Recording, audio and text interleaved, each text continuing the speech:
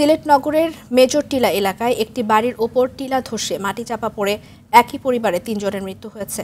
নিহতরা হলেন মরহুম রফিক উদ্দিনের ছেলে আগা করিম উদ্দিন, তার স্ত্রী শাম্মী আক্তার এবং তাদের ২ বছরের শিশু সন্তান। এর আগে সকাল ৮টার দিকে ভারী বৃষ্টির কারণে বসতবাড়ির ওপর টিলা ধসে মাটি চাপা পড়েন পরিবারের ৬ জন।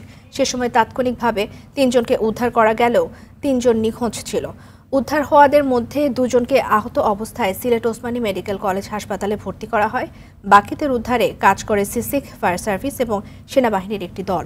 ভারী বৃষ্টির কারণে ভোর ৮টার দিকে সিলেট নগরের ৩৫ নম্বর ওয়ার্ডের মেজর টিলার চামেলিবাগ আবাসিক এলাকায় একটি বসতবাড়ির ওপর এই টিলা ধসের ঘটনা ঘটে। গত ৩ দিন ধরে সিলেটে ভারী বৃষ্টিপাত হচ্ছে, আর এতে বিভিন্ন এলাকায় জলাবদ্ধতায় চরম ভোগান্তিতে পড়েছেন নগরবাসী।